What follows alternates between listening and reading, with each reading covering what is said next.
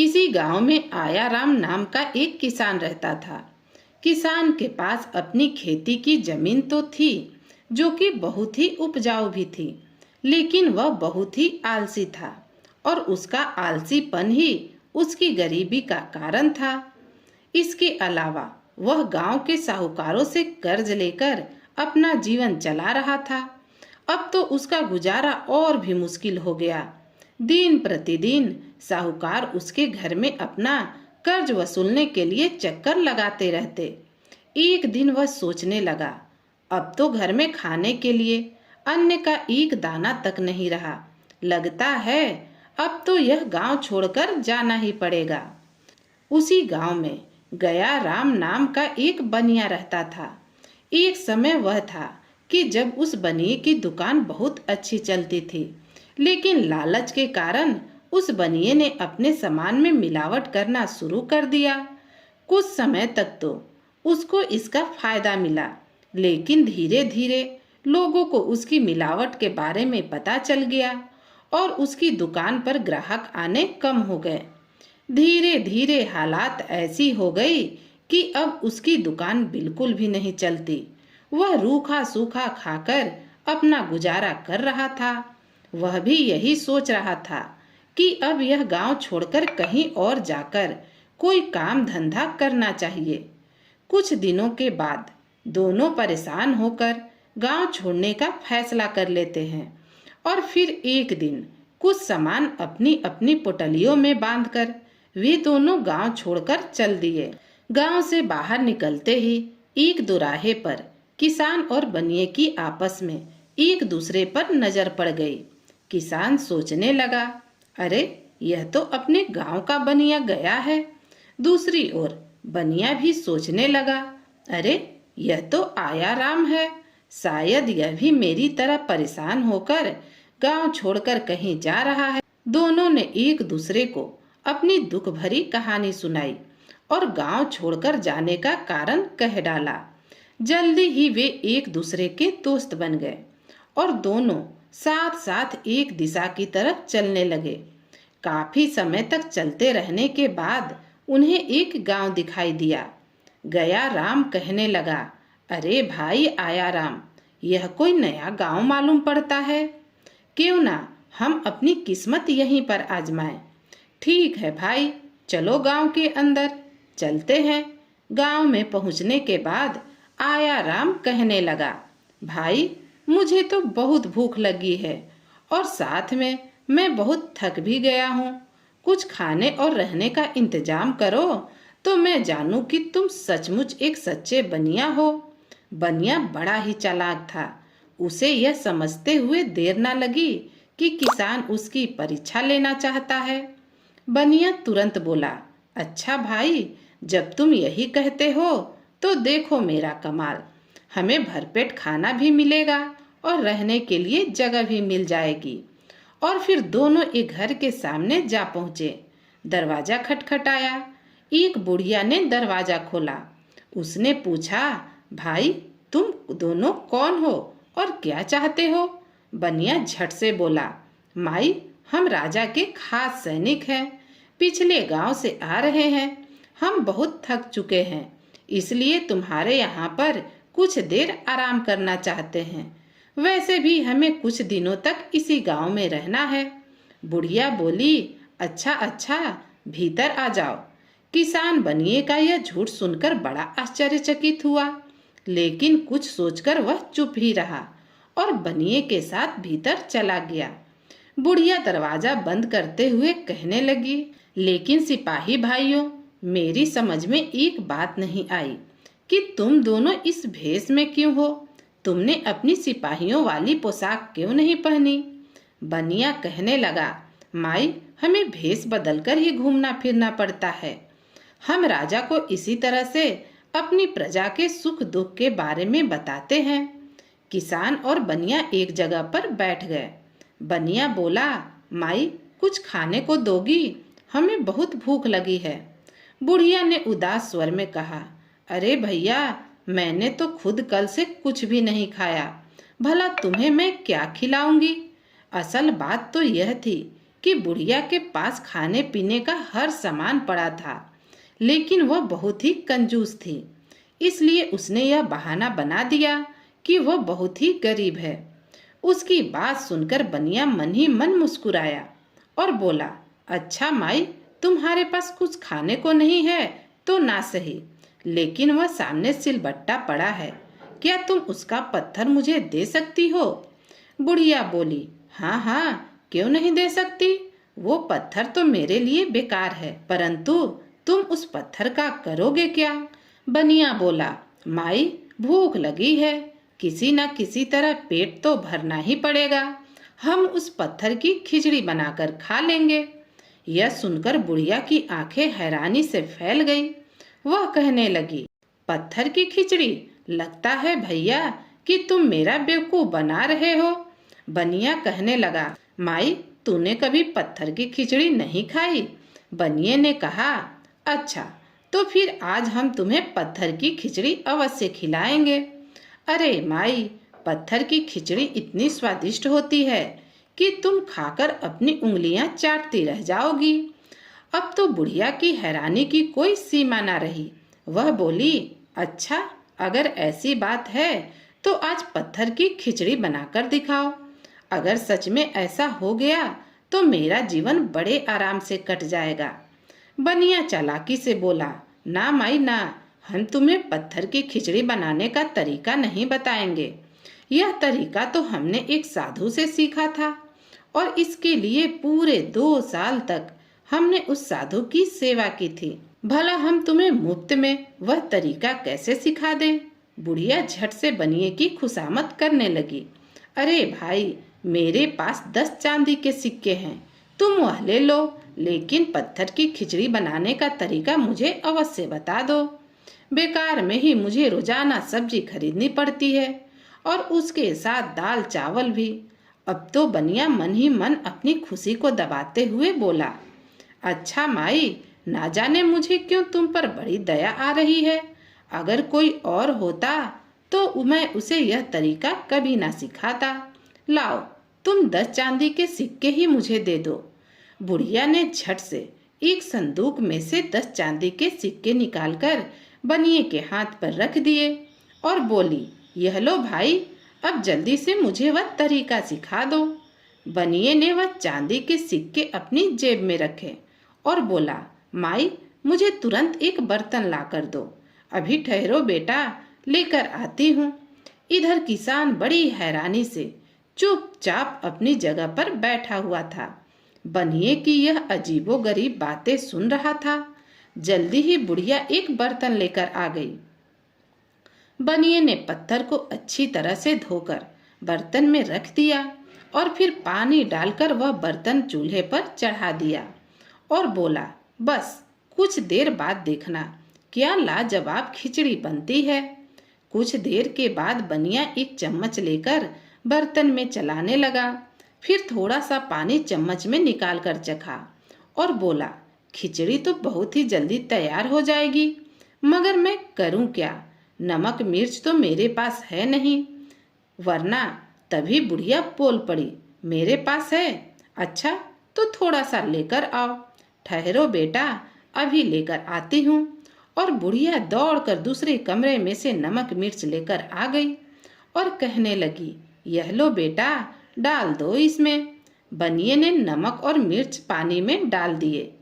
कुछ देर के बाद बनिया फिर से पानी को चखने लगा और बोला, थोड़े से चावल और थोड़ी सी दाल और होती तो मजा ही आ जाता। बुढ़िया तुरंत अपने रसोई घर की तरफ दौड़ पड़ी और एक बर्तन में दाल और चावल लेकर आ गई और कहने लगी, लो बेटा, जितनी जरूरत हो उतना डाल लो। बनिए ने दाल और चावल पानी में डाल दिए और फिर चम्मच को चलाता रहा। आखिर में उसने कहा, आहा, कितनी बढ़िया खिचड़ी तैयार हो गई, बस जरा सा घी और होता तो क्या कहने। बुढ़िया तुरंत घी लेकर भी आ गई और वह भी खिचड़ी में डाल दिया गया। कुछ देर के बाद बनिया बोला, लो माई, खिचड़ी तैयार हो गई, अब जरा खाकर देखो, इसे बनाने का तरीका तो तुम्हें समझ में आ ही गया होगा। बुढ़िया बोली, हाँ, अच्छी तरह समझ लिया और फिर तीनों खिचड़ी खाना शुरू कर देते हैं। वे खिचड़ी खाते जाते और खिचड़ी की तारीफ भी करते जाते। सबसे ज्यादा तारीफ तो वह बुढ़िया ही कर रही थी।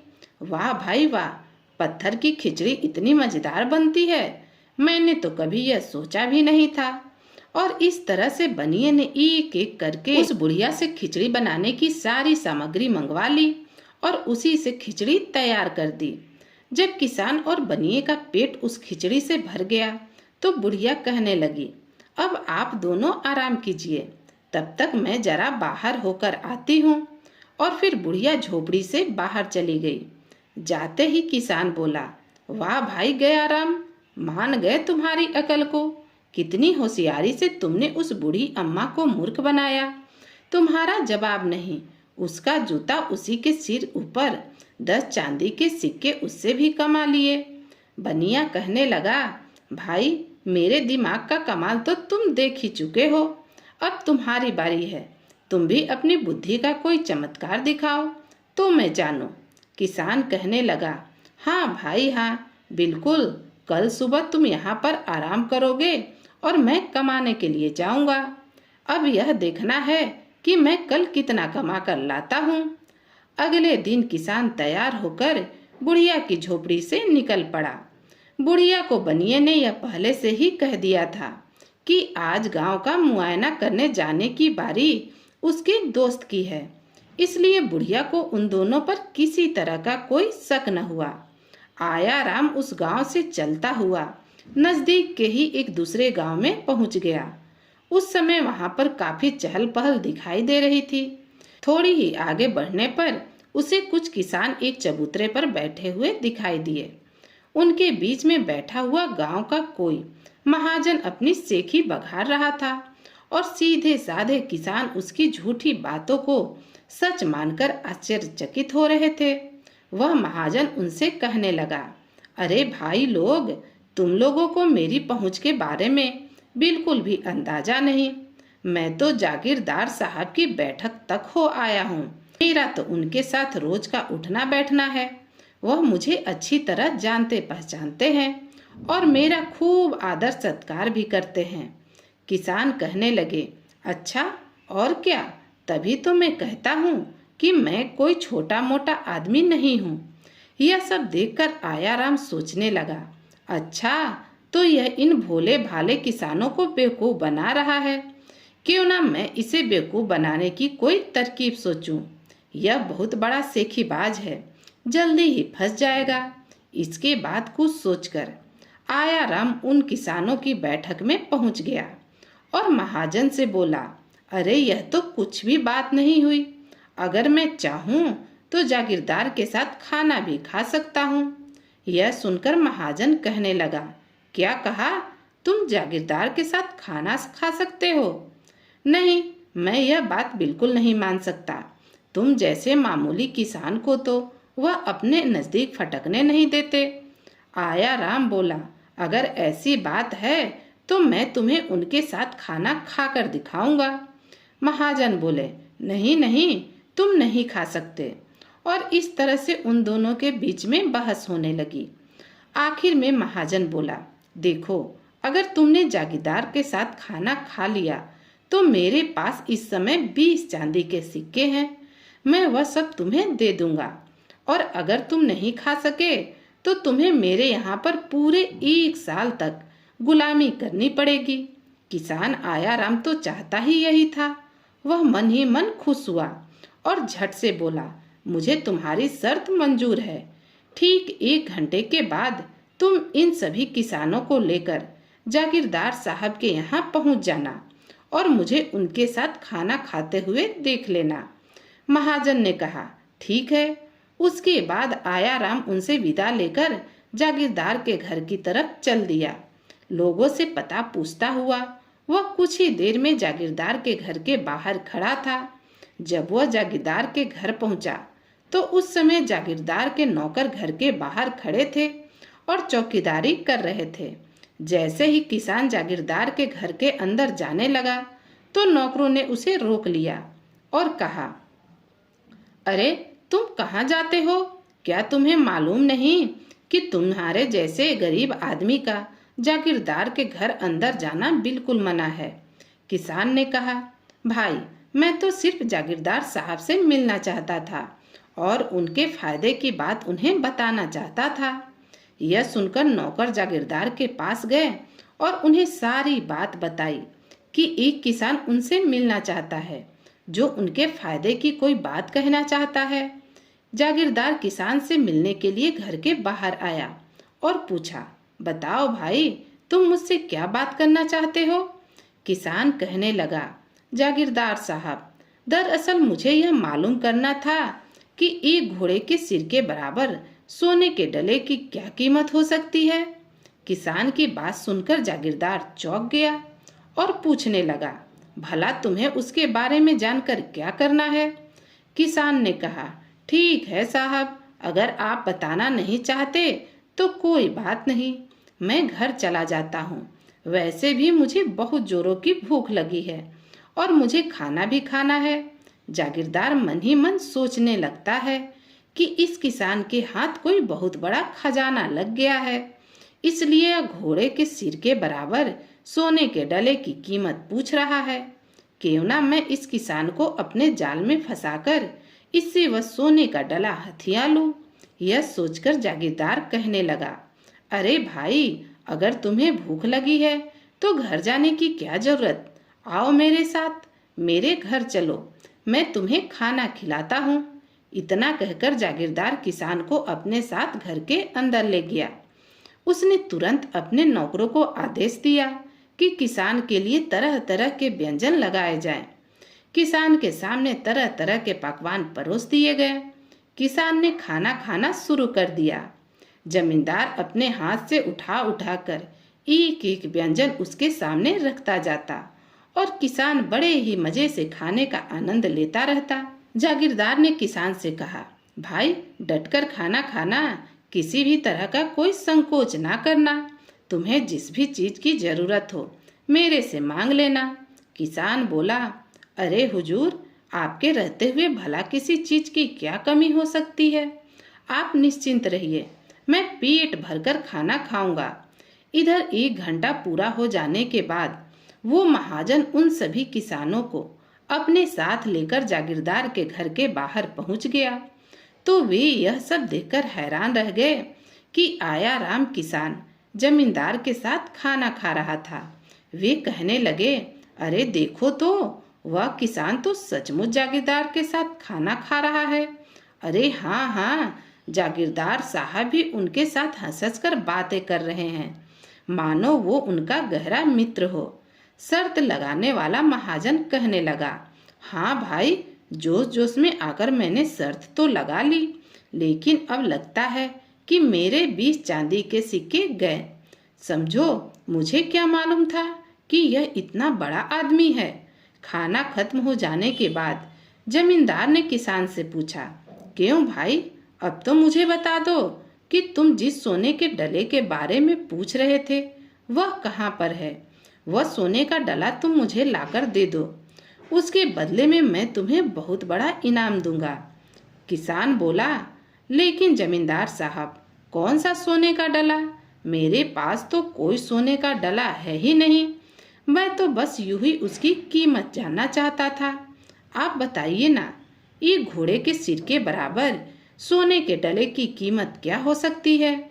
उसकी बात सुनकर जागीरदार को गुस्सा आ गया और वह कहने लगा, अरे मूर्ख आदमी, जब तुम्हारे पास कुछ है ही नहीं तो तुमने मेरा समय क्यों खराब किया?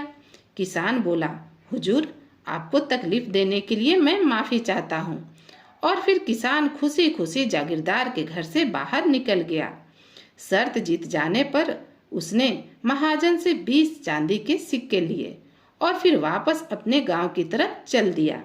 बुढ़िया के घर पहुंचकर उसने अपने दोस्त बनिए को सारी बात बताई तो बनिया भी उसकी बुद्धि की प्रशंसा किए बिना ना रह सका।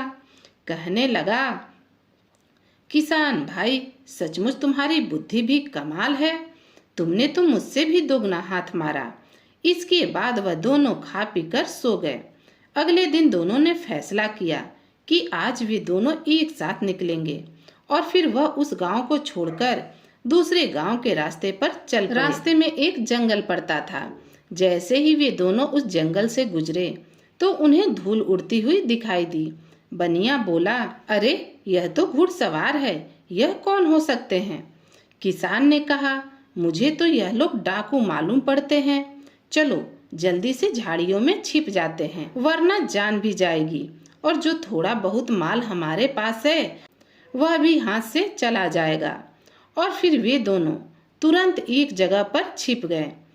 कुछ ही देर में वह घुड़सवार उनके सामने थे। घुड़सवार अपने अपने घोड़ों से उतरे और एक पेड़ के नीचे कुदाल से गड्ढा खोदने लगे। किसान और बनिया बड़ी हैरानी से यह सब कुछ देख रहे थे। गड्ढा पूरी तरह से खोदने के बाद उन घुड़सवारों ने घोड़े से दो भारी भारी थैले उतारे और उन थैलों को गड्ढे में डाल दिया और फिर गड्ढे को बंद करके वे घुड़सवार वापस उसी दिशा में लौट गए जहां से वे आए थे। आया राम कहने लगा, आओ देखे दोस्त, उन्होंने क्या छुपाया है। और फिर वे दोनों गड्ढे को खोदने लगे। जैसे ही उन्होंने थैलों के मुंह खोले तो थैलों के अंदर रखे हुए सोने के सिक्कों को देखकर वे हैरान रह गए। उनकी खुशी की कोई सीमा ना रही। सोने के सिक्कों से भरे हुए थैले को देखकर वे दोनों कहने लगे, अरे भाई, भगवान जब भी देता है तो छप्पड़ फाड़ कर देता है। यह दोनों थैले लबालब सोने के सिक्कों से भरे हुए हैं। और फिर दोनों ने एक एक थैला उठाया और बुढ़िया के घर की तरफ वापस चल दिए। रास्ते में बनिया बोला, अब हमारे पास बहुत सारी दौलत इकट्ठी हो चुकी है, इतनी कि अगर हम जिंदगी भर भी बैठकर खाएं तो खत्म ना हो। अब हमें अपने गांव वापस लौट जाना चाहिए। यह सारी दौलत हम आपस में आधी आधी बांट लेंगे और आराम से अपना जीवन गुजारेंगे। किसान बोला, हाँ भाई, मैं भी यही सोच रहा हूँ कि अब उस बुढ़िया के पास ज्यादा दिन तक ठहरना ठीक नहीं। हो सकता है हम किसी चक्कर में न फंस जाए और हमारा यह धन हमारे हाथ से निकल जाए। बिल्कुल ठीक दोस्त, इसीलिए मैं सोच लिया कि आज रात को जब बुढ़िया सो जाएगी तो हम अपनी सारी दौलत समेटकर यहाँ से रफू चक्कर हो जाएंगे। बुढ़िया के घर पहुँचने के बाद बुढ़िया कहने लगी, आओ आओ सिपाही भाइयों, मैं तुम्हारा ही इंतजार कर रही थी, लेकिन यह थैले कैसे? माई, इन थैलों में प्रजा की शिकायतें आई हुई हैं, इन्हें हमें राजा तक पहुंचाना है। माई, अगर तुम्हारी भी कोई शिकायत हो तो लिख कर दे दो। बुढ़िया बोली, हाँ हाँ, जरूर कर लिख कर दे दूंगी। और फिर उन दोनों ने सिक्कों से भरे हुए थैले उतारे और घर के अंदर जाकर संभाल कर रख दिए। रात के समय जब बुढ़िया खाना पीना खाने के बाद सो गई तो किसान और बनिए ने एक गधे पर अपनी सारी दौलत को लादा और चुपचाप घर से निकल पड़े। चलते चलते रास्ते में उन दोनों ने यह विचार किया कि क्यों न अपने गांव पहुंचने से पहले इन सोने के सिक्कों से अपनी आवश्यकता का कुछ सामान खरीद लिया जाए, ताकि उनके आगे का जीवन आराम से कट सके। यह सोचकर वह दोनों पास के ही एक नगर में बहुत बड़े बाजार में जा पहुंचे। उन्होंने सबसे पहले अपने लिए अच्छे रेशमी वस्त्र खरीदने का निश्चय किया और वे लोग एक बहुत ही बड़े रेशम के कपड़ों के व्यापारी के पास जा पहुंचे और कहने लगे, सेठ जी, हमारे लिए सबसे बेहतरीन रेशम की पोशाकें चाहिए। आप कीमत की बिल्कुल भी चिंता मत कीजिएगा। अगर हमें वस्त्र पसंद आ गए तो हम मुंह मांगी कीमत देने को भी तैयार हैं। व्यापारी बोला, आप बिल्कुल भी चिंता मत कीजिए, मेरे पास तो नगर के बड़े बड़े सेठ, यहाँ तक कि राजमहल के दरबारी भी अपनी पोशाकें खरीदने के लिए आते हैं। आपको ऐसा माल दिखाऊंगा कि आपका दिल खुश हो जाएगा। और फिर व्यापारी उन्हें बेहतरीन रेशम की पोशाकें दिखाने लगा। दोनों ने अपने लिए महंगे से महंगी पोशाकें खरीद ली और कीमत तय हो जाने के बाद उन्होंने अपने सामान में से स्वर्ण मुद्राएं निकालकर व्यापारी को दे दी। स्वर्ण मुद्राएं लेकर व्यापारी उन मुद्राओं को बड़े ही ध्यान से देखने लगा और फिर कहने लगा, अरे, आप दोनों ने इतना सारा सामान लिया और मैंने आपकी मेहमान नवाजी तो की ही नहीं। आप रुकिए, मैं आपके लिए कुछ खाने पीने की व्यवस्था करता हूँ। यह कहकर सेठ ने अपने एक नौकर को इशारा किया और नौकर ने तुरंत हलवाई के पास से मिठाइयाँ लाकर उनके सामने परोस दी। वे दोनों बड़े ही मजे से मिठाइयाँ खाने लगे। दोनों मिठाइयाँ खाने में इतने मगन थे कि आसपास क्या चल रही है इस बात की चिंता ही ना रही। सेठ ने अपने एक नौकर को बुलाया और उसके कान में कुछ कहने लगा। नौकर तुरंत दुकान से बाहर निकला और कुछ ही देर में वह कोतवाल को लेकर दुकान में पहुंच गया। व्यापारी ने वह स्वर्ण मुद्राएं कोतवाल को दिखाते हुए कहा, कोतवाल जी, यह स्वर्ण मुद्राएं इन दोनों लफंगों ने मुझे दी है, आप जरा इनकी तलाशी लीजिए। व्यापारी की बात सुनकर आयाराम और गयाराम को कुछ भी समझ न आया कि आखिर यह सब क्या हो रहा है। कोतवाल ने फिर उन स्वर्ण मुद्राओं को बड़े ही ध्यान से देखा और फिर दोनों की तलाशी ली गई। उन दोनों के थैलों में से भर भर कर स्वर्ण मुद्राएं निकली। कोतवाल ने उन दोनों को गिरफ्तार कर लिया। वे दोनों हैरान और परेशान होकर कहने लगे, सेठ जी, आपने किस अपराध में हमें गिरफ्तार करवाया? हम तो आपके माल की पूरी कीमत भी दे रहे थे। अब कोतवाल उन दोनों को धमकाते हुए कहने लगा, अच्छा, अब अनजान बनने की कोशिश ना करो। यह बताओ कि यह स्वर्ण मुद्राएं तुमने कहाँ से चुराई हैं? क्योंकि यह स्वर्ण मुद्राएं कोई साधारण स्वर्ण मुद्राएं नहीं है, बल्कि इन पर राजमहल की मोहर लगी हुई है। यह शाही स्वर्ण मुद्राएं हैं जो कि राजमहल के खजाने में होती हैं। इसका मतलब तो यह हुआ कि तुमने जरूर यह स्वर्ण मुद्राएं राजमहल के खजाने से चुराई हैं। अभी 2 दिन पहले ही राजा के खजाने में चोरी हुई है। अवश्य ही वह चोरी तुम दोनों ने की होगी, इसलिए यह शाही स्वर्ण मुद्राएं तुम्हारे पास से बरामद हुई। चलो, अब बाकी की मिठाइयाँ तुम कारागार में जाकर खाना। आया राम और गया राम ने कोतवाल और व्यापारी को बहुत ही समझाने की कोशिश की कि यह स्वर्ण मुद्राएं उन्होंने चुराई नहीं, बल्कि किस्मत से उनके हाथ लग गई। लेकिन किसी ने भी उनकी बात पर विश्वास नहीं किया और शाही खजाने में चोरी करने के अपराध में उन दोनों को कारागार में डाल दिया। अब ये दोनों पछता रहे थे कि यह सब उनके लालच का ही नतीजा है। अगर वह अपने गांव में रहते हुए भी ईमानदारी से अपना काम करते रहते तो आज उन्हें यह दिन देखना ना पड़ता। तो दोस्तों, कहानी यहीं समाप्त होती है। आपको यह कहानी कैसी लगी कमेंट करके जरूर बताइएगा। तो फिर मिलती हूँ एक नई कहानी के साथ। कहानी सुनने के लिए आप सभी का बहुत बहुत धन्यवाद।